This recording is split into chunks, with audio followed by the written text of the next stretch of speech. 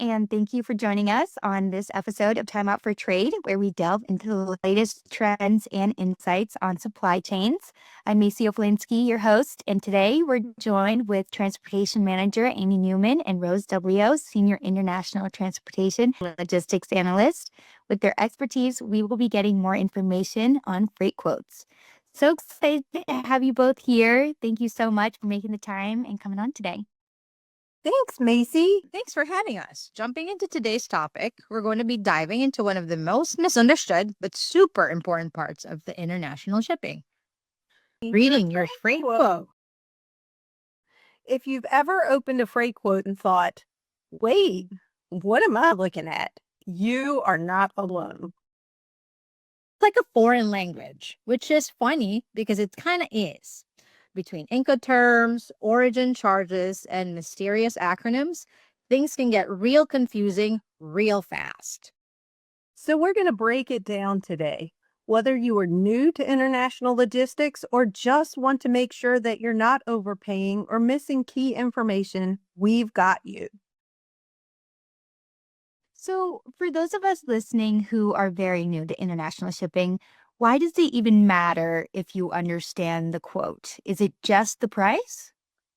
That's a great question. So, a quote isn't just a number. It's actually a map of your shipment's journey, and every charge tells a story.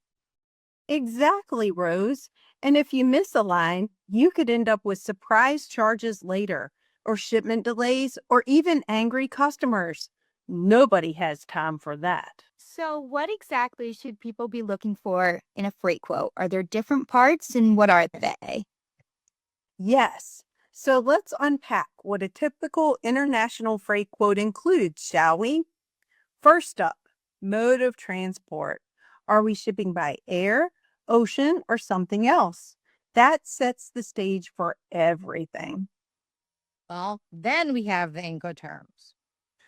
Incoterms is actually the rule book for who's paying for what. So FOB, DAP, CIF, these three-letter codes are deal breakers. So, if it says FOB Shanghai, who's paying for what? That means that the seller is paying to get it on the vessel in Shanghai, and from there, you would be footing the bill. Which brings us to the fun part, charges.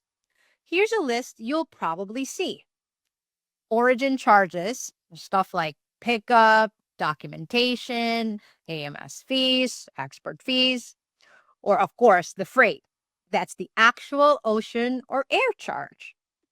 Destination charges would include terminal fees, delivery, customs clearance, or there are also those extras, right? The accessorials like fuel, insurance, and sometimes even chassis or demurrage. And don't forget currency, validity date, and transit time. Quotes can expire or change, so make sure you realize that your quote is current. What are some signifiers if a quote is too good to be true?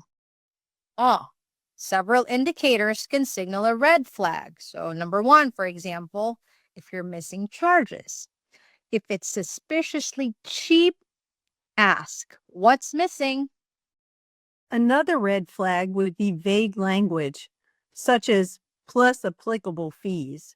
Ask for specifics. Don't leave anything to your imagination. So, if a customer were to get two quotes, how would they compare them? Well, we want to make sure we're comparing apples to apples. One might be port to port, the other might be door to door. So they are absolutely totally different. Another pro tip is ask for a landed cost breakdown. Landed cost is the total price from origin to final delivery with all fees listed out.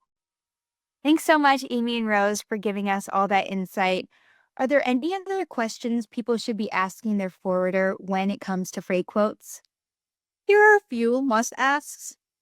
For example, does this quote include delivery to my door? Are there any other potential charges not listed? Or what happens if the cargo arrives early or late? Or, of course, how long is this rate valid? Remember, Your forwarder should be a partner, not a puzzle. If they are not willing to explain their quote, that is a red flag all of its own. Well, I've definitely learned a lot, and I bet our listeners have as well. Well, that's a wrap on reading freight quotes like a pro. Be informed, ask questions, and double check those Incoterms. Thank you so much, Amy and Rose, for taking the time to come on the podcast and speak with me today. We certainly hope to have you guys on again. And to our audience, if you like today's episode, share it with your team or anyone who's ever gotten quote confusion. And for more Deringer content, go to anderinger.com. And you can always find us on social media on LinkedIn, Facebook, and X. Thanks again. We'll see you next time.